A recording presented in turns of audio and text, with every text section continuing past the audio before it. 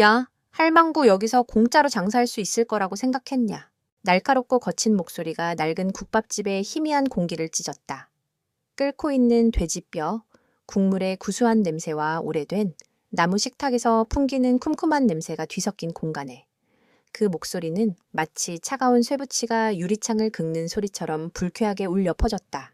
가게 주인인 허리 굽은 할머니는 기름때 낀 앞치마 자락을 쥔 채 가늘게 떨고 있었다. 그녀의 주름진 얼굴은 공포로 하얗게 질려 있었고 시선은 바닥에 달아빠진 장판만 향하고 있었다. 그녀 앞에는 값싼 양복을 입은 남자 셋이 서 있었다. 그들의 자세는 오만했고 표정에는 약자를 향한 경멸이 가득했다. 가운데 선 남자는 험상궂은 인상의 옆으로 길게 찢어진 흉터가 있는 황철민이었다.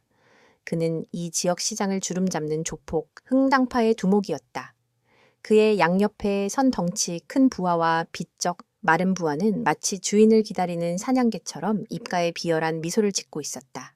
내가 지난주에 분명히 말했을 텐데 이 구역에서 장사하려면 우리 흥낭팩에 보호비를 내야 한다고.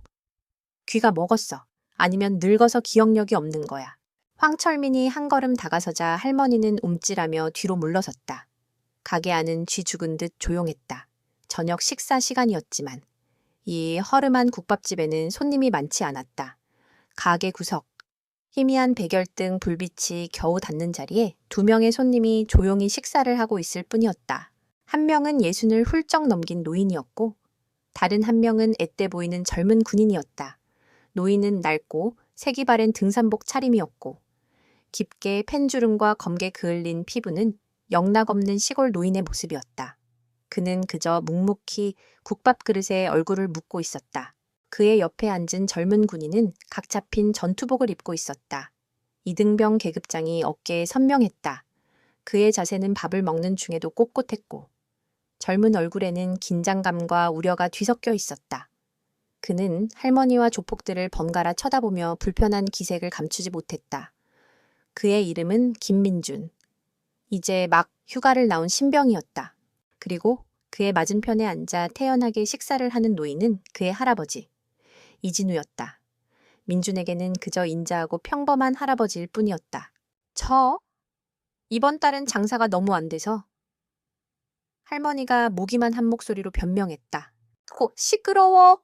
황철민의 부하 중 하나가 옆에 있던 빈 의자를 발로 걷어찼다. 쾅! 하는 소리와 함께 의자가 나뒹굴었고 할머니는 비명을 지르며 눈을 질끈 감았다. 사정이 딱딱하면은 우리가 봐줄 것 같아. 여기가 자선사업하는 데인 줄 알아. 돈 없으면 장사를 접든가. 아니면 황철민은 음흉한 미소를 지으며 할머니의 거친 손을 내려다보았다. 몸으로라도 갚아야지. 그 순간이었다. 지금까지 국밥에만 집중하는 듯 보였던 노인, 이진우의 숟가락질이 아주 미세하게 멈췄다. 그의 눈은 여전히 국밥 그릇을 향해 있었지만 그의 주변 공기는 미묘하게 차가워졌다. 그는 옆에 앉은 손자, 김민준의 허벅지를 손으로 가볍게 툭 쳤다. 가만히 있어라 라는 무언의 신호였다. 하지만 김민준은 참을 수 없었다. 그의 젊은 피는 불의를 보고 끓어오르고 있었다. 군인이 되기 전부터 그는 약자가 억압받는 것을 보지 못하는 성격이었다. 더군다나 지금 그는 대한민국을 지키는 군인이었다. 군인이 눈앞의 불의를 외면한다면 국가를 지킨다는 맹세는 무슨 의미가 있단 말인가.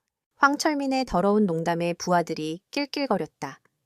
그들은 마치 이 상황을 즐기는 듯했다. 황철민은 한술 더 떠 할머니의 어깨를 거칠게 밀쳤다. 자, 이제 결정했어. 돈을 낼 건가? 아니면 그만하시죠.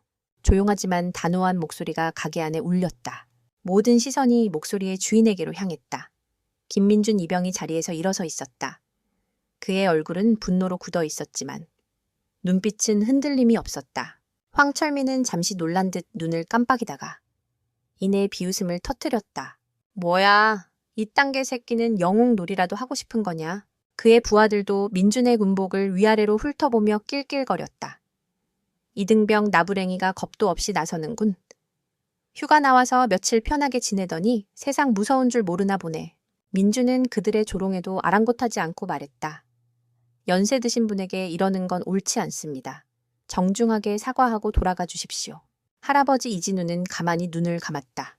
그는 손자의 고든 성정을 알고 있었다.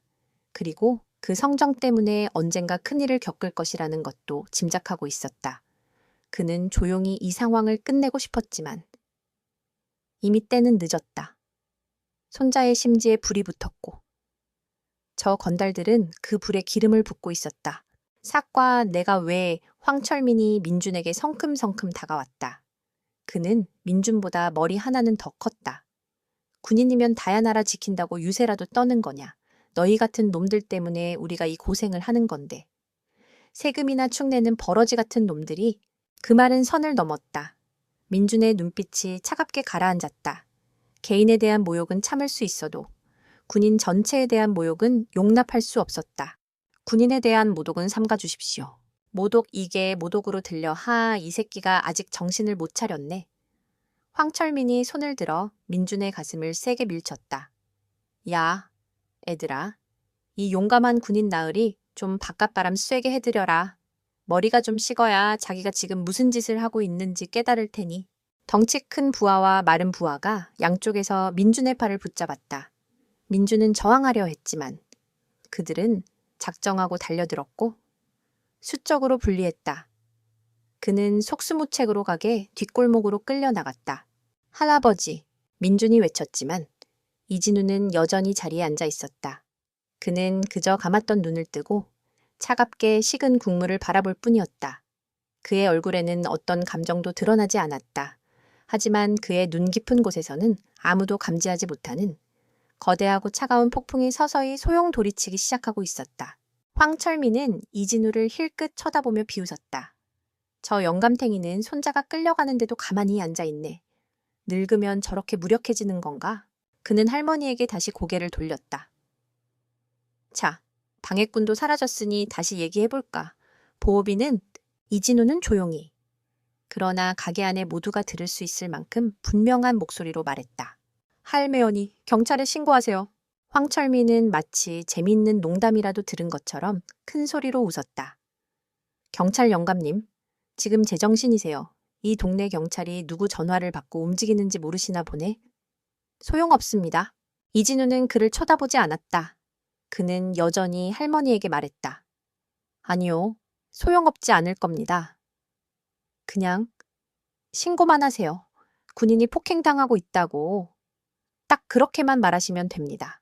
그의 목소리는 이상하리만치 차분했다. 그 차분함이 오히려 황철민의 심기를 건드렸다. 하지만 그는 곧 고개를 저으며 무시했다. 늙은이의 허세일 뿐이라고 치부했다. 그는 부하들에게 뒷골목을 향해 고갯짓을 하며 명령했다. 너무 죽지 않을 정도로만 손봐줘. 군복 입은 놈이라 귀찮아질 수 있으니. 뒷골목에서 퍽하는 둔탁한 소리와 함께 민준의 짧은 신음이 들려왔다. 이진우의 눈썹이 미세하게 꿈틀거렸다. 국밥 그릇을 쥔 그의 손등에 푸른 힘줄이 돋아났다. 폭풍이 아주 가까이 다가오고 있었다. 차가운 밤 공기가 가득한 뒷골목은 음식물 쓰레기가 썩는 악취와 축축한 곰팡이 냄새로 진동했다. 김민준 이병은 벽에 등을 기댄 채 자신을 포위한 3명의 남자를 마주했다. 그의 앞에는 황철민이 팔짱을 낀 채 거만한 표정으로 서 있었고 양옆은 2명의 부하가 퇴로를 막고 있었다. 민준은 훈련소에서 배운 대로 침착함을 유지하려 애썼다. 위기 상황일수록 냉정해야 한다. 감정에 휩쓸리는 순간 전세는 불리해진다. 그는 주먹을 꽉 쥐었지만 먼저 휘두르지는 않았다. 군인은 사사로운 싸움에 연루되어서는 안 된다. 그것은 군의 명예를 실추시키는 행위다. 마지막으로 경고합니다. 지금이라도 멈추고 돌아가십시오. 민간인에 대한 협박과 폭행은 명백한 범죄입니다. 민준의 목소리는 떨림없이 단호했다. 그는 군인으로서 그리고 시민으로서 법과 원칙에 근거하여 그들을 설득하려 했다. 하지만 그의 이성적인 경고는 황철민에게 그저 우스갯소리로 들릴 뿐이었다. 황철민은 코웃음을 치며 민준에게 한 걸음 다가왔다. 그의 눈에는 젊은 군인을 향한 조롱과 경멸이 가득했다. 범죄? 이 새끼가 지금 우리한테 법을 가르치려는 거냐? 그는 민준의 가슴팍에 달린 이등병 계급장을 손가락으로 툭툭 건드렸다. 야! 쫄병! 군대에서 가르쳐주는 게 고작 이런 거냐? 세상이 얼마나 무서운 곳인지. 법보다 주먹이 가깝다는 걸 아직도 못 배웠나 보네. 군복은 당신 같은 사람들이 함부로 대할 수 있는 것이 아닙니다. 이 옷은 국가와 국민을 지킨다는 명예의 상징입니다. 민준이 대답했다. 그의 목소리에는 자부심이 묻어났다. 명예, 황철민은 폭소를 터뜨렸다. 국민을 지켜 너희가 지키는 건 높으신 양반들 밥그릇이겠지. 그 잘난 군복 입고 휴가 나와서 여자들이나 꼬시려는 생각밖에 없는 놈들이. 어디서 신성한 척이야. 그 말은 민준의 가슴에 비수처럼 깨고 척 꽂혔다. 그와 그의 동기들은 매일같이 땡볕과 혹한 속에서 고된 훈련을 받으며 나라를 지키고 있었다. 가족과 친구들을 뒤로하고 청춘을 바치고 있었다. 그 모든 숭고한 희생을 눈앞에 이 쓰레기 같은 인간은 한마디로 짓밟고 있었다. 분노가 치밀어 올랐지만 민주는 입술을 깨물며 참았다. 여기서 폭발하면 저들의 의도에 말려드는 것이다. 그는 심호흡을 하며 자세를 바로 했다. 방어 태세였다. 그는 공격할 의사가 없음을. 하지만 공격해 온다면 맞설 준비가 되어 있음을 몸으로 보여주었다. 그의 그런 절제된 모습이 황철민의 심기를 더욱 건드렸다. 그는 민준의 군인 놀이가 가소로웠다. 눈빛 봐라. 아직도 자기가 뭐라도 되는 줄 아네. 황철민이 옆에 있던 부하에게 턱짓했다. 저 잘난 군복 좀 더럽혀줘라. 바닥이나 닦게. 마른 체격의 부하가 침을 퇴뱉으며 민준에게 다가왔다. 그는 민준의 멱살을 잡으려 손을 뻗었다. 그 순간 민준은 훈련소에서 배운 대로 움직였다. 그는 상대의 손목을 빠르게 낚아채 안쪽으로 꺾으며 제압했다. 허루! 부하의 입에서 짧은 비명이 터져 나왔다. 그의 팔은 민준의 단단한 소나귀에 붙잡혀 꺾인 채 옴짝달싹할 수 없었다. 단순하지만 효과적인 군용 제압술이었다. 하지만 거기까지였다.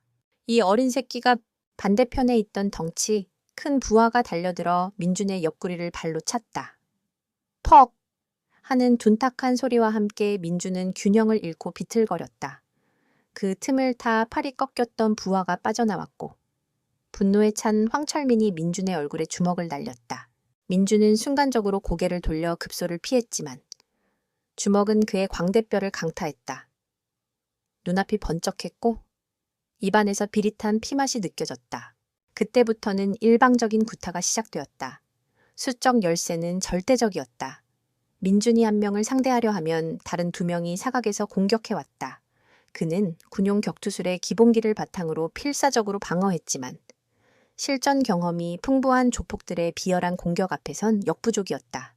그들은 민준의 복부와 다리를 집중적으로 노렸고 쓰러지면 다시 발로 찼다.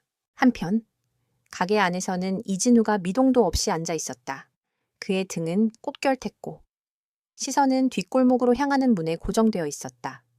그는 골목에서 들려오는 둔탁한 타격음과 희미한 신음소리를 하나도 놓치지 않고 듣고 있었다. 그의 얼굴은 평온했지만 그의 관자놀이에서는 가느다란 핏줄이 미세하게 경련하고 있었다. 그는 기다리고 있었다. 법과 절차가 이 상황을 어떻게 처리하는지, 이 나라의 시스템이 제 기능을 하는지를 똑똑히 지켜보고 있었다. 가게 주인 할머니는 떨리는 손으로 수화기를 들고 112에 신고했다. 그녀는 이진우가 시킨 대로 군인이 맡고 있어요. 여기 시장 입구 국밥집인데 깡패들이 라고 말했다. 수화기 너머로 들려오는 경찰의 목소리는 무성의했다. 네, 할머니 진정하시고요. 정확한 위치가 어디라고요? 지금 다른 신고가 많아서요. 일단 근처 순찰차에 연락은 해볼게요. 전화는 곧 끊겼다. 할머니는 절망적인 표정으로 이진우를 바라보았다. 저 경찰이 금방 안 올 것 같아요. 이진우는 천천히 고개를 끄덕였다. 그는 이미 예상하고 있었다. 괜찮습니다. 할머니, 할 만큼 하셨습니다. 그의 목소리는 여전히 차분했지만 그 차분함 속에는 이제 막 응축되기 시작한 분노가 담겨 있었다. 이 지역의 치안 시스템은 썩었다. 썩은 부분은 도려내야 한다. 그러기 위해서는 명분이 필요했다. 그리고 그의 하나뿐인 손자가 지금 온몸으로 그 명분을 만들어내고 있었다. 뒷골목에서의 소리가 점점 거칠어졌다. 민준의 저항은 거의 멈춘 듯했다. 대신 조폭들의 욕설과 조롱 섞인 웃음소리가 더 크게 들려왔다. 이 새끼, 깡 하나는 있네.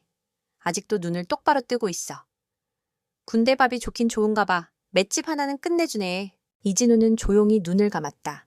그의 머릿속에서는 지난 40여 년간 지휘했던 수많은 작전들이 스쳐 지나갔다. 적진에 침투하고 목표를 제거하고 아군을 구출했던 수많은 밤들. 그는 단 한 번도 실패한 적이 없었다. 그리고 오늘 그는 자신의 마지막이자 가장 중요한 작전을 개시해야 할지도 모른다고 생각했다. 바로 그때였다. 쿵 하는 무언가 무거운 것이 벽에 부딪히는 소리가 들렸다. 그리고 잠시 후 가게 문이 거칠게 열리며 한 인형이 안으로 내던져졌다. 그것은 김민준이었다. 김민준의 몸은 마치 낡은 걸레짝처럼 가게 안으로 내동댕이쳐졌다. 그의 등은 나무 식탁 모서리에 부딪히며 쿵하는 둔탁한 소리를 냈고 그는 바닥에 쓰러진 채 거친 숨을 몰아쉬었다. 가게 안의 시간은 그 순간 멈춘 듯했다. 보글보글 끓던 국밥 뚝배기의 소리도 희미하게 윙윙거리던 백열 등의 소음도 사라졌다. 오직 젊은 군인의 고통스러운 숨소리만이 정적을 채웠다. 그의 모습은 처참했다. 각 잡혀있던 전투복은 단추가 떨어져 나가고 곳곳이 찢어져 흙먼지로 더러워져 있었다. 갓 다림질했던 옷깃은 누군가의 구둣발에 짓밟힌 듯 흉하게 구겨져 있었다. 무엇보다 끔찍한 것은 그의 얼굴이었다. 앳되고 반듯했던 얼굴은 퉁퉁 부어올라 있었고 왼쪽 눈가는 시퍼렇게 멍이 들어 제대로 뜨지도 못했다. 터진 입술에서는 붉은 피가 흘러내려 턱을 타고 전투복 위로 뚝뚝 떨어졌다. 하지만 그 모든 고통 속에서도 그의 눈빛만은 꺾이지 않았다. 그는 흐릿한 시야로 자신을 내던진 황철민 일당을 노려보고 있었다. 그 눈에는 분노와 함께 군인으로서의 자존심을 지키지 못했다는 분함이 서려 있었다. 가게 주인 할머니는 입을 틀어막고 작게 비명을 질렀다. 그녀의 눈에는 공포와 함께 젊은 군인에 대한 안쓰러움이 가득했다. 황철민과 그의 부하들은 가게 문 앞에 서서 승리자처럼 웃고 있었다. 꼴 좋다. 이등병 나부랭이 다시는 함부로 나서지 마라. 군복 입었다고 누가 알아주는 줄 아나. 사회는 군대보다 훨씬 무서운 곳이야. 그들은 자신들의 폭력에 취해 있었다. 그들은 자신들이 이 공간의 절대적인 지배자라고 믿어 의심치 않았다. 그들의 시야에는 겁에 질린 할머니와 바닥에 쓰러진 패배자뿐이었다. 구석자리에 조용히 앉아있는 늙은 등산객은 그들의 안중에도 없었다. 그는 그저 배경의 일부, 무시해도 좋은 존재일 뿐이었다. 바로 그때였다. 지금까지 미동도 없이 앉아있던 이진우가 아주 천천히 소리 없이 자리에서 일어섰다. 그의 움직임은 느렸지만 그가 일어서는 순간 가게 안의 공기가 돌처럼 굳어졌다. 그것은 단순한 물리적인 움직임이 아니었다. 마치 깊은 잠에서 깨어난 거대한 산이 움직이는 듯한 압도적인 무게감이 느껴졌다.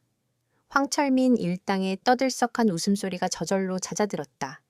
그들은 설명할 수 없는 위압감에 자신들도 모르게 구석자리에 노인을 쳐다보았다.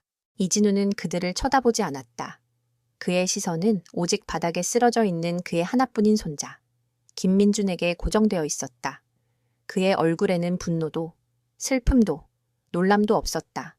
그저 깊이를 알 수 없는 고요함만이 감돌았다. 마치 폭풍 전야의 바다와도 같은 고요함이었다. 그는 성큼성큼 손자에게 다가갔다. 그의 걸음걸이는 나이든 노인의 것이라고는 믿을 수 없을 만큼 안정적이고 단단했다. 그는 민준의 앞에 무릎을 꿇고 앉았다. 그는 먼저 찢어진 전투복에 묻은 흙먼지를 거친 손으로 무심하게 털어냈다. 마치 어린 시절, 밖에서 놀다 다쳐서 들어온 손자를 돌봐주던 그때처럼. 그리고 그는 민준의 어깨를 조심스럽게 감싸 안아 일으켜 세웠다. 일어설 수 있겠느냐? 낮고 조용한 목소리였다. 하지만 그 목소리에는 이상한 힘이 실려 있었다. 민준은 할아버지의 부축을 받으며 힘겹게 몸을 일으켰다. 온몸의 뼈마디가 비명을 지르는 듯했다. 이진우는 손자를 벽에 기대게 한 후 그의 얼굴을 가만히 들여다보았다. 터진 입술, 멍든 눈가, 엉망이 된 모습. 그는 아무 말 없이 자신의 등산복 소매를 들어 손자의 입가에서 흐르는 피를 부드럽게 닦아주었다. 그의 모든 행동은 침착하고 절제되어 있었다. 어떤 당황이나 혼란도 찾아볼 수 없었다. 그 모습은 황철민에게는 오히려 우습게 보였다. 그는 팔짱을 끼며 비웃었다. 이제야 손자 걱정이 되시나. 영감님 진작에 가만히 있으라고 말리지 그러셨어요. 그러니까 왜 젊은 놈이 설쳐서 이 꼴을 당해. 이진우는 여전히 그에게 눈길 한 번 주지 않았다. 그는 오직 손자의 눈을 들여다보며 단 한마디를 물었다. 그의 목소리는 나직했지만 국밥집의 모든 소음을 잠재울 만큼 선명하게 울렸다. 그게 저놈들이냐? 그 질문에는 수많은 의미가 담겨 있었다. 너를 이렇게 만든 것이 저 쓰레기들이 맞느냐라는 확인이자 이제부터 일어날 모든 일의 책임은 저들에게 있다는 선고였다. 민주는 고통 속에서 힘겹게 고개를 끄덕였다. 그 짧은 움직임 하나가 모든 것을 결정지었다. 이진우는 천천히 손자를 다시 벽에 기대게 하고 자리에서 일어섰다. 그리고 마침내 그는 황철민 일당에게로 고개를 돌렸다. 그 순간 황철민은 자신도 모르게 마른 침을 삼켰다. 노인의 눈빛이 변해 있었다. 조금 전까지 손자를 걱정하던 인자한 시골 노인의 눈빛이 아니었다. 그것은 수십 년간 전장을 누비며 수많은 죽음을 목도하고 국가의 운명이 걸린 결정을 내려온 지휘관의 눈빛이었다. 모든 감정이 제거된 오직 목표와 수단만이 존재하는 빙하처럼 차갑고 강철처럼 날카로운 눈빛이었다. 그 눈빛 앞에서는 황철민이 자랑하던 흉터와 험상궂은 인상조차 어린아이의 투정처럼 보였다. 이진우의 평범한 등산복 차림과 왜소해 보이는 체구는 그대로였지만 그의 존재감은 가게 안을 가득 채우고도 남아 흘러넘칠 지경이었다. 그는 이제 더 이상 시골 노인이 아니었다. 그는 전장의 포식자였다. 영감탱이가 눈에 힘준 것 좀 봐라. 황철민의 부하 중 하나가 허세를 부리며 중얼거렸지만 그의 목소리는 미세하게 떨리고 있었다. 이진우는 아무 말 없이 그들을 향해 첫걸음을 내디뎠다. 그 한 걸음에 이 지역 조폭들의 운명이 결정되었다. 이진우는 국밥집의 희미한 불빛을 등지고 어두운 뒷골목으로 천천히 걸어 나왔다. 그의 발걸음은 조용했지만 낡은 구두가 축축한 바닥에 닿는 소리는 골목의 정적 속에서 유난히 크게 울렸다. 그는 마치 산책이라도 나온 사람처럼 태연했다. 뒷골목에 있던 황철민 일당은 가게에서 나온 사람이 이진우인 것을 보고는 어이없다는 듯 헛웃음을 터뜨렸다. 그들은 방금 혈기왕성한 젊은 군인 하나를 손쉽게 짓밟았다. 그런데 이제는 금방이라도 쓰러질 것처럼 보이는 늙은이가 제 발로 호랑이 굴에 걸어 들어온 것이다. 이 영감탱이가 진짜 노망났나? 덩치 큰 부하가 침을 뱉으며 말했다. 손자 꼴을 보고도 겁이 없으시네. 황철민은 팔짱을 낀 채 이진우를 위아래로 훑어보았다. 색 바랜 등산복, 검게 그을리고 주름진 얼굴, 약간은 구부정한 어깨, 어디를 봐도 위협적인 구석이라고는 찾아볼 수 없는 평범하고 무력한 늙은이의 모습이었다. 그는 이 노인이 왜 나왔는지 단번에 짐작했다. 손자를 위해 용서를 빌러 나왔을 것이다. 뻔한 그림이었다. 영감님, 여긴 왜 나오셨어? 황철민이 비아냥거리는 투로 말했다. 손자놈 병원비라도 보태달라고 빌러 오셨나? 아니면 무릎이라도 꿇게. 그의 말에 부하들이 다시 한번 저질스럽게 낄낄거렸다. 그들은 자신들의 힘에 도취되어 있었다. 그들에게 이 노인은 그저 새로운 조롱거리, 자신들의 위세를 과시할 수 있는 또 다른 도구에 불과했다. 이진우는 그들의 조롱에도 아무런 반응을 보이지 않았다. 그는 황철민에게서 10여 걸음 떨어진 곳에 멈춰섰다. 그의 시선은 황철민의 눈을 꿰뚫 듯 정확하게 향하고 있었다. 그저 바라보는 것만으로도 주변의 공기가 서늘하게 가라앉는 듯했다. 황철민은 노인의 그 당돌한 눈빛이 마음에 들지 않았다. 늙은이는 늙은이답게 고개를 숙이고 공포에 떨어야 했다. 그는 이 노인의 길을 꺾어 놓아야겠다고 생각했다. 뭘 꼬라봐, 늙은이가. 황철민이 성큼성큼 이진우에게 다가갔다. 그는 위협적으로 어깨를 부풀리며 노인의 바로 앞에 섰다. 그리고는 자신의 힘을 과시하듯 이진우의 어깨를 손으로 거칠게 툭 밀쳤다. 보통 노인이라면 비틀거리거나 뒤로 나자빠질 정도의 힘이었다. 하지만 이진우는 전혀 움직이지 않았다. 그는 마치 수백 년 된 고목처럼 그 자리에 뿌리 박은 듯 미동도 하지 않았다. 황철민의 힘은 마치 거대한 바위에 부딪힌 파도처럼 아무런 흔적도 남기지 못하고 사라졌다. 황철민은 순간 당황했다. 생각보다 맷집이 좋은 노인이라고 생각하며 다시 한번 더 세게 밀쳤지만 결과는 마찬가지였다. 노인은 흔들리지 않았다. 오히려 이진우의 어깨에 부딪힌 황철민 자신의 손바닥이 얼얼할 지경이었다. 그제야 황철민은 무언가 잘못되었음을 어렴풋이 느꼈다. 노인의 침묵과 흔들림 없는 자세에서 정체를 알 수 없는 위압감이 뿜어져 나오고 있었다. 부하들의 웃음소리도 어느새 멎어 있었다.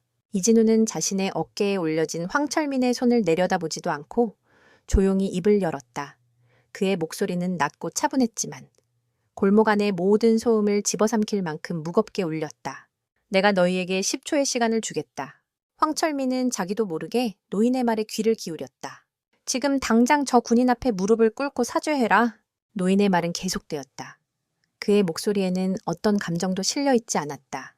그저 사실을 전달할 뿐이었다. 그렇지 않으면 오늘부로 너희가 알고 있던 너희의 인생은 여기서 끝난다. 그 말을 듣는 순간 황철민은 잠시 동안 멍했다.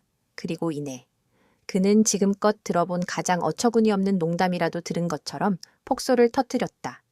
긴장이 한순간에 풀리며 경계심은 다시 오만함으로 바뀌었다. 하하하하하. 이 영감탱이가 진짜 죽고 싶어서 환장했구나. 그는 뒤에 있는 부하들을 돌아보며 외쳤다. 야, 니들 들었냐? 이 영감님이 우리 인생을 끝내주시겠단다. 부하들도 그제야 정신을 차린 듯 다시 비웃기 시작했다. 치매가 오셨나 봐. 지금 자기가 무슨 말을 하는지도 모르는 거죠. 거 아니야? 곱게 늙어야지. 어디서 가짜는 협박질이야. 그들에게 이진우의 경고는 그저 늙은이의 허세. 죽음을 앞둔 자의 마지막 발악으로밖에 들리지 않았다. 그들이 아는 세상의 법칙은 오직 힘과 폭력이었다. 저 왜소한 노인이 가진 것이라고는 아무것도 없어 보였다. 돈도, 힘도, 젊음도 없는 늙은이의 말에 무게가 있을 리 없었다. 하지만 이진우는 더 이상 아무 말도 하지 않았다. 그는 그저 차가운 눈으로 황철민을 바라볼 뿐이었다. 그의 눈은 마치 시간을 재는 초시계처럼 냉정하게 빛나고 있었다. 하나, 황철민은 여전히 웃고 있었다. 둘, 그는 노인의 멱살을 잡을까 아니면 얼굴에 침을 뱉을까 고민했다. 셋, 그는 이 노인을 어떻게 요리해야 가장 재미있을지 생각했다.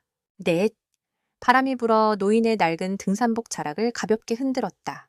다섯, 이진우의 눈빛이 아주 미세하게, 더 깊고 어둡게 가라앉았다. 여섯, 일곱, 여덟, 황철민은 웃음을 멈추고 입맛을 다셨다. 이제 슬슬 이 지루한 연극을 끝낼 시간이었다. 아합! 자, 영감님, 유언이라도 남길 시간은 딱 10초가 지났다. 시간이 멈춘 듯한 정적이 뒷골목을 감쌌다. 조금 전까지 불던 바람도 숨을 죽였고 멀리서 들려오던 시장의 소음도 거짓말처럼 사라졌다. 공기는 납처럼 무겁게 가라앉았다. 황철민은 이 기묘한 침묵을 노인의 공포 때문이라고 멋대로 해석했다. 그는 노인이 자신의 자비로운 제안에 겁을 먹고 입을 다물었다고 생각했다. 오만함은 그의 눈을 멀게 했고 눈앞에 선 존재의 본질을 파악할 이성마저 마비시켰다. 시간 끝났다. 영감탱이야. 황철민은 역겨운 미소를 지으며 중얼거렸다. 그는 이 지루한 연극을 끝내기로 마음먹었다. 그는 존경심이라고는 조금도 담지 않은 모욕적인 방식으로 손등으로 노인의 뺨을 후려치기 위해 팔을 휘둘렀다. 그의 움직임은 느리고 거만했다. 그는 노인이 피할 수 없을 것이라고. 아니, 피하려는 시도조차 하지 못할 것이라고 확신했다. 그것은 눈 깜짝할 사이에 일어났다. 아니, 그보다 더 빨랐다. 황철민의 손등이 이진우의 뺨에 닿기 직전, 시간이 늘어나는 듯한 착각 속에서 이진우가 움직였다. 그것은 피하는 움직임이 아니었다. 방어하는 움직임도 아니었다. 그것은 마치 날아오는 화살을 맨손으로 잡아채는 것처럼 공격의 흐름을 정면으로 파고드는 극도로 정제된 요격, 인터셉트이었다. 이진우의 손이 번개처럼 뻗어나와 황철민의 손목을 낚아챘다. 그의 손은 마른 나뭇가지처럼 보였지만 그 악력은 강철 클램프와도 같았다. 황철민은 자신의 손목이 바위에 부딪힌 것처럼 멈춰 서는 것을 느끼며 경악했다. 그리고 다음 순간 오두둑 살과 뼈가 뒤틀리는 소름 끼치는 소리가 골목 안에 울려 퍼졌다. 이진우는 황철민의 손목을 잡은 채 아주 작고 간결하며 효율적인 각도로 비틀어 버렸다. 복잡한 기술이 아니었다. 수십 년간의 훈련을 통해 몸에 각인된 오직 상대를 무력화시키기 위한 가장 빠른 길이었다. 구업! 황철민의 입에서 짐승 같은 비명이 터져 나왔다. 그의 손목은 기괴한 각도로 꺾여 있었고 뼈가 부러지는 고통이 그의 신경계를 타고 뇌까지 타는 듯한 충격을 보냈다. 그의 얼굴에서 오만함은 사라지고 오직 고통과 믿을 수 없다는 경악만이 남아 있었다. 뒤에 서 있던 부하들은 눈앞의 광경을 보고 그대로 얼어붙었다. 그들의 뇌는 방금 일어난 일을 제대로 처리하지 못했다. 방금 전까지 무력한 늙은이에 불과했던 존재가 자신들의 두목을 단 일격의 패인으로 만들어버렸다. 이진우는 비명을 지르는 황철민의 손목을 아무렇지도 않게 놓아주었다. 황철민은 꺾인 손목을 부여잡고 비틀거리며 뒷걸음질 쳤다. 이진우는 그를 쳐다보지도 않았다. 그는 조용히 그리고 아주 의도적으로 자신의 낡은 등산복 지퍼에 손을 가져갔다. 수르륵! 지퍼가 내려가는 소리가 죽음처럼 고요한 골목 안에서 유난히 크게 들렸다. 낡은 등산복 재킷이 양쪽으로 열리자 그 안에 감춰져 있던 모습이 드러났다. 그것은 군복이었다. 하지만 그냥 군복이 아니었다. 어둠 속에서도 한치의 구김 없이 빳빳하게 각이 잡힌 짙은 녹색의 장군 정복. 오랜 세월 군에 몸담은 자만이 가질 수 있는 위엄이 서려 있는 최고급 원단으로 만들어진 그 옷은 노인의 몸에 맞춘 듯 완벽하게 들어맞았다. 그리고 그 옷깃에서 어둠을 가르고 빛나는 것이 있었다. 하나, 둘, 셋, 넷. 어둠 속에서도 선명하게 빛나는 4개의 황금빛 별.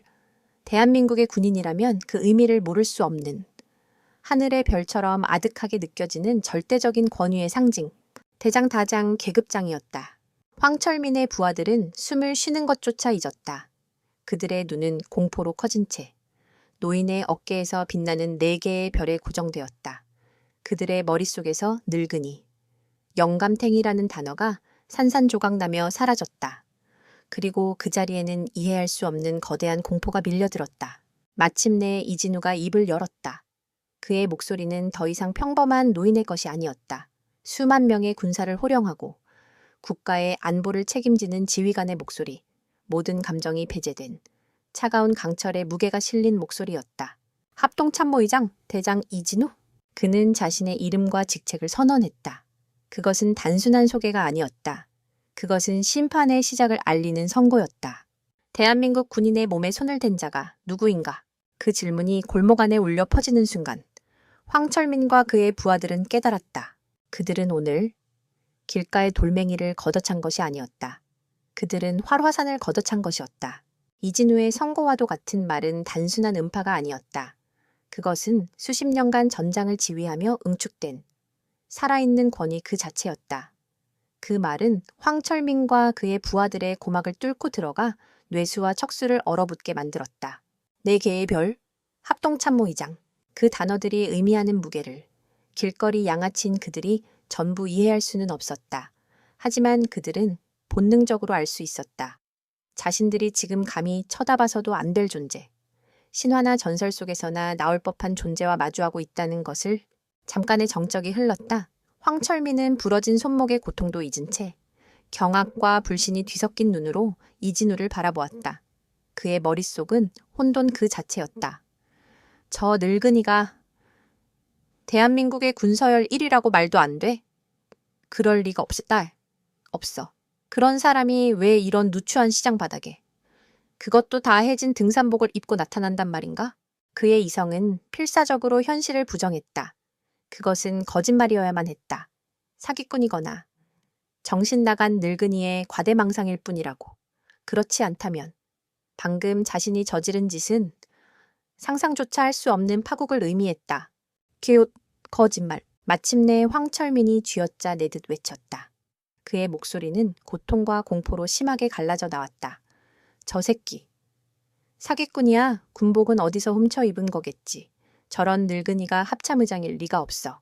그것은 자기 자신에게 거는 필사적인 최면이었다. 그는 부하들을 향해 미친 듯이 소리쳤다.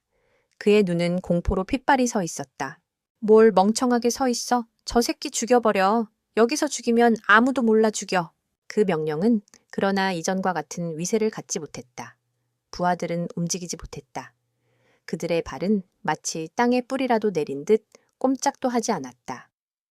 그들은 눈앞에 노인이 내뿜는 살갗을 애는 듯한 차가운 기운에 완전히 압도당해 있었다. 그들의 양아치 본능이 비명을 지르고 있었다. 저것은 진짜다. 저것은 우리가 감당할 수 있는 존재가 아니다. 도망쳐야 한다. 하지만 황철민의 광기 어린 외침은 그들의 마지막 남은 이성의 끈을 끊어버렸다. 여기서 물러서면 두목에게 보복당할 것이고 저 노인이 진짜라면 어차피 자신들의 인생은 끝장이었다. 이판사판이었다. 그와 덩치 큰 부하가 먼저 괴성을 지르며 이진우에게 달려들었다. 그는 공포를 이겨내기 위해 분노를 쥐어짰다. 그의 거대한 주먹이 이진우의 얼굴을 향해 날아갔다. 바람을 가르는 소리가 날 만큼 위력적인 공격이었다. 하지만 그 공격은 목표에 닿지 못했다. 이진우는 상체만 살짝 옆으로 비트는 최소한의 움직임으로 주먹을 피했다. 그의 움직임은 마치 춤을 추는 듯 부드러웠지만 그 결과는 끔찍했다. 거구의 몸이 제어력을 잃고 앞으로 쏠리는 순간 이진우의 팔꿈치가 전광석화처럼 움직여 남자의 목 측면에 있는 경동, 맥동, 캐로티드 신호들 정확하게 가격했다. 피옥! 둔탁하지만 치명적인 소리가 울렸다. 그것은 단순한 타격이 아니었다. 인체의 급소를 정확히 노려 순간적으로 뇌로 가는 혈류를 차단하고 신경계를 마비시키는 특수부대에서 사용하는 일격필살의 기술이었다. 거구의 부하는 비명조차 지르지 못했다. 그의 눈이 허옇게 뒤집히며 2미터에 가까운 거대한 몸이 전력을 잃은 기계처럼 그대로 앞으로 고꾸라졌다. 그는 바닥에 쓰러진 채 미세한 경련을 일으키다 이내 축 늘어졌다. 단 일격이었다. 이 괴물 같은 남은 마른 체격의 부하는 그 광경을 보고 공포에 질려 비명을 질렀다. 그는 허리춤에서 다급하게 접이식 칼을 꺼내 펼쳐 들었다. 번뜩이는 칼날이 그의 유일한 용기였다. 오지마 오지 말라고. 그는 칼을 마구잡이로 휘두르며 이진우의 접근을 막으려 했다. 하지만 이진우의 눈에는 그 칼날이 마치 어린아이의 장난감처럼 보였다. 이진우는 멈추지 않았다. 그는 칼날의 범위를 정확히 계산하며 성큼 안으로 파고들었다. 마른 부하가 경악하며 칼을 찌르는 순간 이진우의 손이 보이지 않을 속도로 움직여 칼을 쥔 그의 손목을 낚아챘다. 그리고는 손목, 팔꿈치, 어깨 관절을 역방향으로 꺾어버렸다. 그것은 하나의 물 흐르는 듯한 동작이었다. 그악! 남자의 팔이 기괴한 각도로 꺾이며 칼이 땡그랑 소리를 내며 바닥에 떨어졌다. 이진우는 거기서 멈추지 않았다. 그는 남자의 꺾인 팔을 그대로 잡은 채 그의 몸을 방패 삼아 앞으로 밀고 나가 벽에 강하게 쳐박았다. 쿵 하는 소리와 함께 남자는 숨을 헐떡이며 무너져 내렸다. 모든 것이 30초도 채 걸리지 않았다. 이제 남은 것은 황철민뿐이었다. 그는 부러진 손목을 부여잡은 채 두 명의 부하가 순식간에 무력화되는 과정을 두 눈으로 똑똑히 지켜보았다. 그의 머릿속은 새하얗게 비어 있었다. 저것은 인간의 움직임이 아니었다. 수십 년간 수라장을 구르며 쌓아온 자신의 싸움 실력은 저 노인 앞에서 재롱에 불과했다. 공포가 그의 온몸을 지배했다. 그는 뒤로 돌아 도망치려 했다. 살아야 한다는 본능만이 남았다. 하지만 그가 몸을 돌리는 순간 이진우는 이미 그의 앞에 서 있었다. 언제 접근했는지 알 수도 없었다. 마치 유령처럼. 어떻게... 황철민이 말을 채 끝내기도 전에 이진우의 손바닥이 그의 명치를 가볍게 밀었다. 가벼운 움직임이었지만 그 안에는 모든 내장을 뒤흔드는 파괴적인 충격, 첸탕징이 담겨 있었다. 기억. 황철민의 폐에서 모든 공기가 한꺼번에 빠져나갔다. 그는 숨을 쉴 수 없었다. 눈앞이 노랗게 변하고 다리에 힘이 풀리며 그대로 바닥에 무릎을 꿇었다. 그는 필사적으로 숨을 쉬려 했지만 목구멍은 경련을 일으킬 뿐 공기는 들어오지 않았다. 이진우는 무릎 꿇은 황철민을 차갑게 내려다보았다. 그는 아직 끝나지 않았다는 듯 황철민의 멀쩡한 반대쪽 어깨에 손을 얹었다. 그리고는 손가락으로 어깨의 특정 부위를 강하게 눌렀다. 쇄골 아래 신경다발이 지나는 지점이었다. 황철민은 다시 한번 비명을 질렀다. 전기가 흐르는 듯한, 뼈를 깎는 듯한 고통이 그의 온몸을 꿰뚫었다.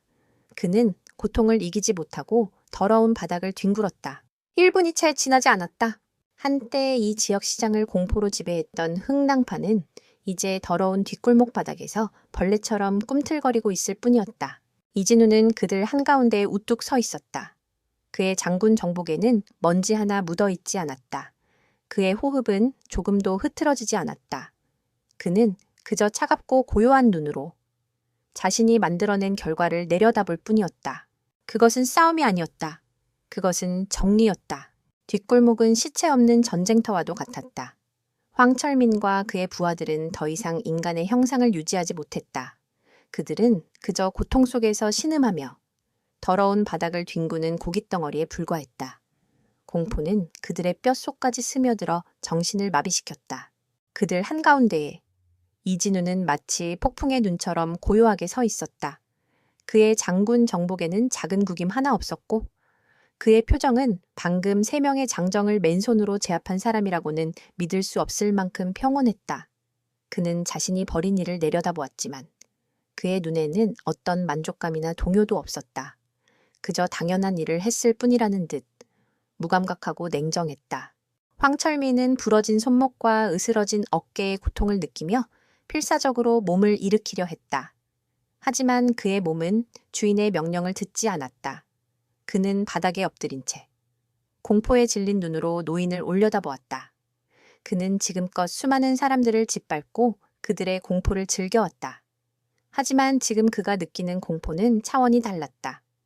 그것은 생존 본능 자체를 뒤흔드는 거대한 자연재해 앞에 선 미물 웨이우의 원초적인 공포였다. 저건 인간이 아니야. 그의 머릿속에서 그 생각만이 맴돌았다. 이진우는 더 이상 바닥에 널브러진 쓰레기들에게 관심을 두지 않았다. 그는 정복 안주머니에 손을 대고 무언가를 꺼냈다. 그것은 매끈한 최신형 스마트폰이 아니었다. 투박하고 두꺼우며 외부 충격에 강하도록 특수 설계된 검은색 케이스에 쌓인 기계. 상단에는 짧고 뭉툭한 안테나가 달려 있었다. 그것은 일반인들은 평생 구경할 일도 없는 물건. 전 세계 어디서든 통신이 가능한 군용 위성 전화기였다. 그는 전화기를 꺼내 들고 익숙하게 측면의 버튼 하나를 길게 눌렀다. 삑하는 짧은 전자음과 함께 작은 액정 화면에 불이 들어왔다. 그는 번호를 누르지 않았다. 그저 단축키 하나를 눌렀을 뿐이다. 또 뚜루루, 뚜루루. 신호음은 단 2번 울렸다. 그리고 곧바로 수화기 너머에서 긴장감이 팽팽하게 감도는 궁이 바짝 든 목소리가 들려왔다. 충성 수도방위사령관 중장 오태식 의장님께 보고드립니다. 수화기 너머의 목소리는 대한민국군의 심장부인 수도 서울의 방위를 책임지는 장성의 것이었다. 하지만 그의 목소리는 최고 지휘관 앞에서 보고하는 일개 병사처럼 깍듯하고 긴장되어 있었다. 이진우는 자신의 신분을 다시 밝히지 않았다. 그럴 필요가 없었다. 그는 용건을 말했다. 그의 목소리는 이전보다 한층 더 낮고 차가워져 있었다. 여기는 이진우다. 그 한마디에 수화기 너머의 공기가 얼어붙는 것이 느껴지는 듯했다. 현역 군인에 대한 민간인의 집단 폭행 사건이 발생했다. 그는 상황을 간결하게 요약했다. 싸움이나 시비가 아니었다. 집단 폭행 사건. 이것은 이 사건의 성격을 규정하는 중요한 단어였다. 이는 단순 폭행이 아닌 국가기강 문란 행위로 판단한다. 이진우는 이 사건을 개인의 일탈이 아닌 군의 기강과 국가의 근간을 흔드는 중대 사안으로 격상시켰다. 그의 입에서 나온 말은 곧 법이자 명령이었다. 지금 즉시 합동참모본부 직속 특별수사기동대를 출동시켜라. 특별수사기동대. 그 이름이 이진우의 입에서 나오는 순간 황철민은 그 단어의 의미를 전혀 알지 못했음에도 불구하고 온몸의 털이 곤두서는 것을 느꼈다. 그것은 경찰이나 검찰 같은 일반적인 사법기관의 이름이 아니었다. 그 이름에는 피와 소의 냄새가 묻어나는 듯한 섬뜩한 기운이 감돌았다. 알겠습니다, 의장님. 수화기 너머에서 오태식 중장에 당황했지만 단호한 목소리가 들려왔다.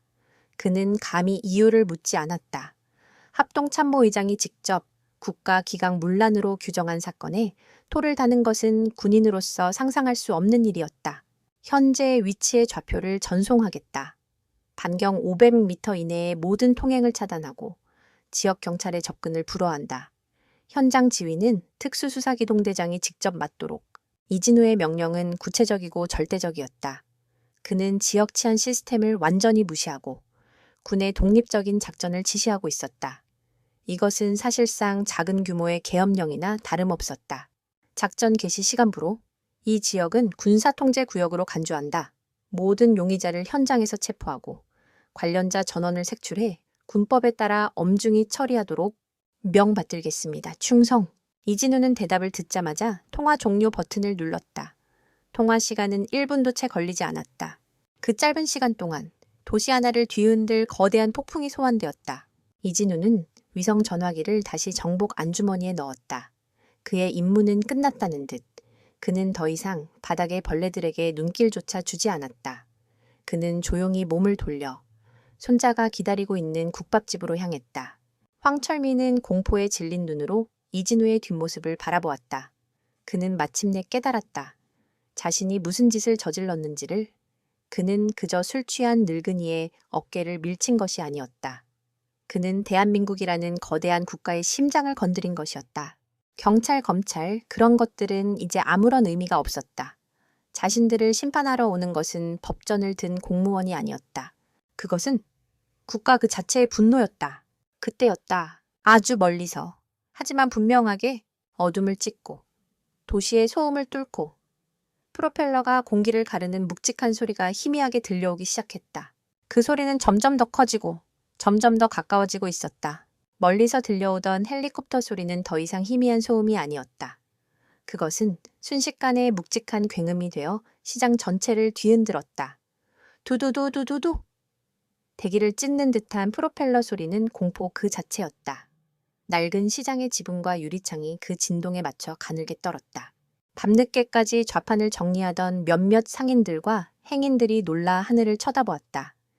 그들의 눈에 들어온 것은 경악스러운 광경이었다. 도시의 불빛을 배경으로 날렵한 검은색 동체를 가진 군용 헬리콥터 UH-60 블랙호크 2대가 낮은 고도로 선회하고 있었다. 한 대의 헬리콥터에서는 눈부실 정도로 밝은 서치라이트가 뿜어져 나와 뒷골목 일대를 대낮처럼 비추었다. 그것은 시작에 불과했다. 킥! 요란한 타이어 마찰음과 함께 시장의 좁은 입구로 육중한 차량들이 굉음을 내며 쏟아져 들어왔다. 그것은 경찰 순찰차가 아니었다. 짙은 국방색 위장 도색을 한 K808 차륜형 장갑차 한 대가 선두에 서서 길을 열었고 그 뒤를 지휘용 군용 차량 여러 대가 따랐다. 차량들은 멈추자마자 훈련된 동작으로 문을 열고 완전 무장한 군인들을 토해냈다. 그들은 일반 병사들이 아니었다. 검은색 방탄 헬멧에 야간 투시경을 장착하고 방탄복과 각종 전술 장비로 무장한 모습. 그들의 손에 들린 K2C1 소총의 총구는 냉정하게 전방을 향하고 있었다. 그들의 팔뚝에는 수방사 특수수사기동대라는 선명한 마크가 붙어 있었다. 일사불란하게 차량에서 내린 군인들은 기계처럼 움직였다. 일부는 즉시 폴리스 라인보다 훨씬 위압적인 군용 통제선을 설치하며 민간인들의 접근을 막았고 일부는 소총을 든 차에 경계 태세를 갖추며 뒷골목을 완벽하게 포위했다. 그들의 움직임에는 한치의 망설임이나 혼란도 없었다. 오직 냉철한 임무 수행만이 존재했다. 그제야 뒤늦게 요란한 사이렌 소리와 함께 경찰 순찰차 2대가 도착했다. 차에서 내린 경찰관들은 눈앞의 광경에 입을 다물지 못했다. 마치 전쟁터처럼 변해버린 시장, 장갑차와 중무장한 군인들, 하늘을 맴도는 헬리콥터, 단순 폭행 신고를 받고 출동한 그들이 감당하기에는 너무나도 거대한 현실이었다. 이보아요, 여긴 우리 관할입니다. 군은 무슨 일로? 다른제 것. 나이 지긋한 경사 한 명이 앞으로 나서며 어떻게든 상황을 파악하려 했다. 하지만 그의 말은 채 끝나지 못했다. 군용 지휘 차량에서 내린 한 장교가 그를 막아섰다. 소령 계급장을 단 그는 경찰관에게 거수경례조차 하지 않았다. 그는 그저 차가운 눈으로 경찰관을 내려다보며 품에서 종이 한 장을 꺼내 보여주었다. 그것은 방금 전 위성통신으로 전송받아 출력한 합동참모의장의 직인이 선명하게 찍힌 긴급 명령서였다. 이 시간부로 본 구역은 합동참모의장 명령에 따라 군사통제구역으로 지정되었소. 기관들을 포함한 모든 민간사법기관은 본 작전에서 즉시 배제되며 현장 통제권은 전적으로 우리 특수수사기동대에 있음을 통보하는 바이오 장교의 목소리는 기계처럼 딱딱했다. 그의 말에는 토론이나 협상의 여지가 전혀 없었다. 그것은 통보이자 명령이었다. 경찰관은 명령서 하단에 찍힌 용이 꿈틀거리는 듯한 문양의 직인과 대한민국 합동참모의장이라는 글자를 보고는 얼굴이 새하얗게 질렸다.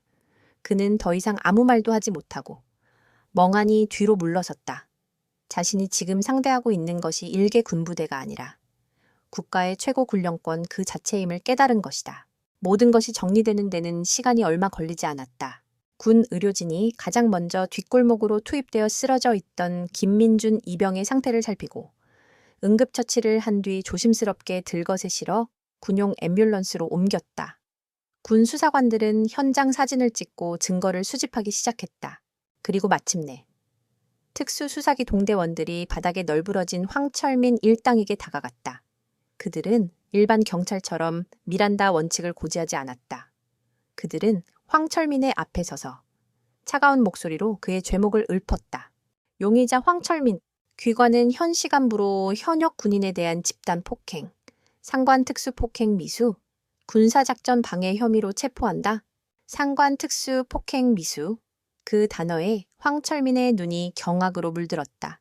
그는 그제야 자신이 이진우의 뺨을 치려 했던 행동이 단순 폭행이 아니라 군 최고 지휘관에 대한 반역에 가까운 행위로 규정되었음을 깨달았다. 변명할 권리는 없다. 모든 조사는 군사법정에서 진행될 것이다. 대원들은 황철민과 그의 부하들을 죄수처럼 거칠게 일으켜 세워 손에 플라스틱 수갑을 채웠다. 조금 전까지 시장을 지배하던 그들의 위세는 온데간데 없었다. 그들은 이제 겁에 질려 오줌을 지리는 한낱 범죄자에 불과했다. 국밥집 안에서 이 모든 광경을 지켜보던 이진우가 조용히 밖으로 나왔다. 그가 모습을 드러내자 현장을 지휘하던 소령이 달려와 그의 앞에서 칼 같은 거수 경례를 붙였다. 충성 의장님, 현장 확보 완료했습니다. 용의자 전원 체포 완료했습니다. 이진우는 소령의 경례를 가볍게 목례로 받았다. 그는 체포되어 끌려가는 황철민 일당에게는 눈길 한 번 주지 않았다. 그들은 이제 그의 관심사가 아니었다. 그의 시선은 멀어져가는 군용 앰뷸런스를 향해 있었다. 한때 시끄럽고 활기찼던 시장은 이제 군화 소리와 무정의 소리만이 가득한 차갑고 완벽하게 통제된 공간으로 변해 있었다. 오래된 질서는 무너졌다. 그리고 그 자리에는 그 누구도 거역할 수 없는 절대적인 힘에 의한 새로운 질서가 세워지고 있었다. 합동참모본부 직속 특별수사기동대, 그 이름은 하룻밤 사이에 도시 전체를 공포로 몰아넣었다. 그들은 유령처럼 나타나 폭풍처럼 도시의 어두운 구석을 휩쓸었다. 그들의 수사는 경찰이나 검찰의 그것과는 근본적으로 달랐다. 압수수색 영장이나 지루한 행정 절차 같은 것은 존재하지 않았다. 합동참모의장의 직접 명령. 그것은 이 나라에서 법 이상의 효력을 가졌다. 그날 밤 특수수사기동대는 황철민과 그의 부하들을 군용 헬기로 이송하는 것을 시작으로 도시 전체에 퍼져 있는 흥낭파의 뿌리를 뽑기 위한 대대적인 작전에 돌입했다. 그들은 흥낭파의 봉어지와 그들이 운영하던 불법 도박장, 사채 사무실, 유흥업소들을 동시에 급습했다. 굳게 닫힌 철문들은 폭약으로 날아갔고 저항하는 조직원들은 전투 장비로 무장한 대원들 앞에서 추풍낙엽처럼 쓰러졌다. 작전은 신속하고 무자비했다. 그들은 범죄자를 체포하는 것이 아니라 국가 안보를 위협하는 적을 소탕하고 있었다. 급습한 장소들에서는 수많은 불법 무기와 마약, 그리고 가장 중요한 증거물인 비밀 장부와 컴퓨터, 대포폰들이 쏟아져 나왔다. 군 소속의 디지털 포렌식 전문가들이 현장에서 즉시 데이터 분석에 착수했다. 그리고 그 안에서 추악한 진실이 모습을 드러내기 시작했다. 장부와 통화 목록에는 지난 수년간 흥낭파가 누구의 비호 아래 이 도시를 유린해 왔는지가 적나라하게 기록되어 있었다. 그 명단에는 지역 정치인, 시의원, 심지어 지역 언론사 간부의 이름까지 올라 있었다. 그리고 가장 빈번하게 등장하는 이름은 바로 관할 경찰서의 서장이었다. 그는 흥낭파로부터 정기적으로 상납을 받고 그들의 범죄를 눈감아주는 대가로 안락한 삶을 누리고 있었다. 그가 바로 할머니의 신고 전화를 받고도 순찰차를 늦게 출동시킨 장본인이었다. 다음 날 새벽이 밝아오기도 전에 두 번째 숙청이 시작되었다. 군용 지휘 차량들이 요란한 사이렌 소리도 없이 어둠을 틈타 조용히 도시의 고급 주택가로 스며들었다. 잠옷바람으로 자고 있던 시의원과 경찰서장은 영문도 모른 채 검은 복장의 군인들에게 팔이 꺾여 끌려 나왔다. 그들은 변호사를 부르짖었지만 군인들은 묵묵히 그들을 차량에 처박을 뿐이었다. 민간인에 대한 군의 직접적인 체포는 명백한 월권 행위였지만 지금 이 도시에서 그것을 지적할 수 있는 사람은 아무도 없었다. 이것은 법의 영역이 아닌 명령의 영역이었다. 도시가 발칵 뒤집혔다. 하룻밤 사이에 지역을 주름잡던 폭력 조직이 증발하고 그들과 결탁했던 권력자들이 줄줄이 연행되는 모습은 시민들에게 엄청난 충격과 함께 기묘한 해방감을 안겨주었다. 한편 사건의 발단이 되었던 시장의 상인들은 군의 특별 보호를 받게 되었다. 국밥집 할머니와 그날의 목격자들은 군 시설 내의 안전한 장소로 옮겨졌다. 그곳에서 그들은 군 수사관들에게 자신들이 겪었던 일을 증언했다. 그들은 더 이상 두려워하지 않았다. 이전에는 보복이 두려워 감히 교 입 밖에 내지도 못했던 흥낭파의 만행들을 남김없이 털어놓았다. 그리고 증언의 마지막에는 항상 경외심 가득한 목소리로 그날의 이야기가 덧붙여졌다. 그 노인분은 정말 신쟨 같았어요. 국밥집 할머니는 떨리는 목소리로 말했다. 평범한 등산복을 입고 계셨는데 손자가 다쳐서 돌아온 순간 눈빛이 변하시더군요. 꼭 나라를 지키는 장군님처럼요. 다른 상인들도 고개를 끄덕였다. 깡패들이 한순간에 나가떨어졌어요. 싸우는 게 아니라 그냥 벌레 잡듯이 정리하시더군요. 그런 움직임은 태어나서 처음 봤습니다. 그들의 증언 속에서 이진우는 이미 인간을 넘어선 존재, 악을 심판하기 위해 내려온 신화적인 영웅으로 그려지고 있었다. 등산복을 입은 노인의 전설은 그렇게 조용히, 하지만 단단하게 뿌리를 내리기 시작했다. 같은 시각, 국군 수도병원, 대한민국 최고의 의료진과 최첨단 장비가 갖춰진 1인 VIP 병실에 김민준 이병이 누워 있었다. 그의 얼굴에 있던 멍과 상처들은 최고의 의료 기술로 세심하게 치료받고 있었다. 찢어진 전투복 대신 깨끗한 환자복을 입은 그는 약기운의 깊은 잠에 빠져 있었다. 그리고 그의 침대 곁 의자에 대장 이진우가 조용히 앉아 있었다. 그는 4개의 별이 빛나는 장군 정복을 벗고 다시 허름한 등산복 차림으로 돌아와 있었다. 그는 더 이상 수만 군을 호령하는 합동참모 의장이 아니었다. 그는 그저 하나뿐인 손자의 곁을 지키는 여느 평범한 할아버지의 모습이었다. 그의 거칠고 투박한 손에는 과도 한 자루가 들려 있었다. 그는 손자의 머리맡에 놓인 사과 하나를 집어들어 아주 느리고 정성스럽게 깎기 시작했다. 서걱, 서걱. 과일 깎는 소리가 병실의 정적을 부드럽게 채웠다. 수십 년간 총과 작전 지휘봉을 잡아왔던 그의 손은 놀라울 정도로 섬세하게 사과 껍질을 끊어지지 않게 돌려 깎아내고 있었다. 그 손은 사람의 뼈를 부러뜨리고 단 일격의 상대를 무력화시켰던 바로 그 손이었다. 병실 문이 조용히 열리고 담당 군의관과 간호장교가 들어왔다. 그들은 이진우의 모습을 보고는 숨을 죽인 채 깍듯하게 격려했다. 의장님, 병사 상태는 안정적입니다. 큰 부상은 피해가서 며칠 안정을 취하면 곧 회복될 겁니다. 이진우는 그들을 돌아보지 않고 나직하게 말했다. 수고가 많군. 그의 짧은 한마디에 군의관과 간호장교는 몸 둘 발을 몰라했다. 그들은 눈앞에 노인이 어젯밤 도시 하나를 뒤엎어버린 폭풍의 핵이라는 사실을 잘 알고 있었다. 그들에게는 사과를 깎고 있는 노인의 뒷모습이 그 어떤 무장한 군대의 모습보다도 더 위압적이고 경외롭게 느껴졌다. 폭풍은 도시를 휩쓸고 지나갔다. 썩고 병든 뿌리들은 남김없이 뽑혀나갔다. 도시는 혼란을 겪었지만 그 끝에는 정화된 고요함이 찾아오고 있었다. 그리고 그 모든 것의 중심에 평범한 할아버지의 얼굴을 한 채 조용히 사과를 깎고 있는 살아있는 전설이 있었다. 폭풍이 휩쓸고 간 도시에는 거짓말 같은 평화가 찾아왔다. 썩은 뿌리가 뽑혀나간 자리에는 새로운 싹이 돋아나고 있었다. 특히 사건의 중심이었던 시장은 눈에 띄게 활기를 되찾았다. 상인들의 얼굴에서는 더 이상 그림자를 찾아볼 수 없었다. 그 자리에는 오랜 시간 잊고 지냈던 편안한 웃음과 활기찬 목소리가 가득했다. 흥낭파, 라는 이름은 이제 금기어처럼 아무도 입에 올리지 않았지만 그들이 사라진 자리는 모두의 마음속에 더 큰 안도감으로 채워졌다. 그리고 시장 사람들 사이에서는 하나의 전설이 조용히 피어오르고 있었다. 등산복을 입은 노인에 대한 이야기였다. 어떤 이는 그가 호련히 나타나 악을 심판하고 사라진 산신령이었다고도 했고, 어떤 이는 국가가 비밀리에 파견한 그림자 요원이었다고도 했다. 진실을 아는 사람은 아무도 없었지만 모두가 그를 경외심 가득한 마음으로 기억했다. 어느 맑은 가을날 오후, 그 전설의 주인공이 다시 시장의 모습을 드러냈다. 대장 이진우는 여전히 색파른 등산복 차림이었다. 그의 곁에는 이제 완쾌하여 늠름한 모습을 되찾은 김민준, 이병이 각 잡힌 전투복을 입고 함께 걷고 있었다. 두 사람은 아무 말 없이 예전처럼 시장길을 따라 걷고 있었다. 그들이 나타나자 시장의 공기가 미묘하게 변했다. 장사를 하던 상인들은 그들을 알아보고는 하던 일을 잠시 멈추었다. 하지만 아무도 소리치거나 아는 척을 하지 않았다.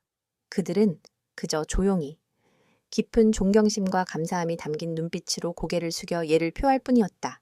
한 과일 가게의 주인은 말없이 잘 익은 사과 2개를 내밀었고 한 떡집 아주머니는 따끈한 시루떡을 건넸다. 이진우는 그들의 호의를 말없이 가벼운 눈인사로 받았다. 두 사람의 발걸음은 마침내 그들이 처음 향했던 곳, 허름한 국밥집 앞에서 멈췄다. 가게는 예전보다 훨씬 깔끔하게 정돈되어 있었고 문 앞에는 임시 휴업이라는 팻말 대신 정상 영업이라는 글씨가 힘차게 쓰여 있었다. 떠랭! 정겨운 방울소리와 함께 두 사람이 안으로 들어섰다. 가게 주인 할머니는 혼자서 그릇을 정리하고 있었다. 방울소리에 무심코 고개를 든 그녀의 눈이 동그랗게 커졌다. 그녀는 손에 들고 있던 그릇을 떨어뜨릴 뻔했다. 그녀의 눈에 들어온 것은 평생 잊을 수 없을 것 같았던 바로 그 두 사람이었다. 늠름한 젊은 군인과 그 옆에 산처럼 서 있는 평범한 모습의 노인. 할머니의 눈에 순식간에 눈물이 차올랐다. 그녀는 아무 말도 하지 못하고 그저 앞으로 다가와 이진우의 앞에서 허리를 90도로 깊게 숙였다. 주름진 얼굴 위로 뜨거운 눈물이 뚝뚝 떨어졌다. 어떤 말로도 표현할 수 없는 깊고 깊은 감사함의 표현이었다. 이진우는 그런 할머니의 어깨를 조용히 감싸 안아 일으켜 세웠다. 그의 얼굴에는 부드러운 미소가 걸려 있었다. 할머니, 국밥 2그릇 따뜻하게 말아주시겠습니까? 그의 목소리는 여느 때처럼 평범하고 나직했다. 그는 세상을 뒤엎을 만한 일을 하고도 마치 아무 일도 없었다는 듯 그저 따뜻한 국밥 한 그릇을 먹으러 온 손님일 뿐이었다. 할머니는 눈물을 닦으며 연신 고개를 끄덕였다. 아이고, 그럼요. 앉으세요. 금방 제일 맛있는 놈으로 대접해드리지요. 그녀는 손사래를 치며 돈을 받지 않겠다고 했지만 이진우는 굳이 낡은 지갑에서 꼬깃꼬깃한 지폐 몇 장을 꺼내 식탁 위에 올려놓았다. 제 값은 치러야지요. 잠시 후 김이 모락모락 피어오르는 뜨끈한 국밥 2그릇이 나왔다. 그날의 비극이 시작되었던 바로 그 자리에서 할아버지와 손자는 다시 마주 앉았다. 그들은 아무 말 없이 그저 맛있게 국밥을 먹었다. 민주는 국밥을 먹으며 맞은편에 앉은 할아버지를 물끄러미 바라보았다. 이제 그에게 할아버지는 더 이상 평범한 시골 노인이 아니었다. 그는 국가 그 자체의 무게를 짊어진 거인이었고 동시에 세상에서 가장 따뜻한 국밥 한 그릇의 가치를 아는 자신의 유일한 할아버지였다. 그는 가슴속 깊은 곳에서부터 뜨거운 존경심이 끓어오르는 것을 느꼈다. 식사를 마친 두 사람은 조용히 자리에서 일어났다. 가게를 나서기 전 이진우는 할머니를 향해 다시 한번 가볍게 고개를 숙여 보였다. 그것은 무언의 약속과도 같았다. 이제 이곳은 안전할 것입니다. 라는. 할머니는 눈물 젖은 미소로 그들의 뒷모습을 배웅했다. 평범한 등산복을 입은 노인과 젊은 군인은 시장의 따스한 햇살 속으로 다시 그들의 일상 속으로 조용히 사라져갔다. 하지만 그들이 남긴 전설은 오랫동안 이 시장의 평화를 지키는 수호신처럼 남아있을 것이었다.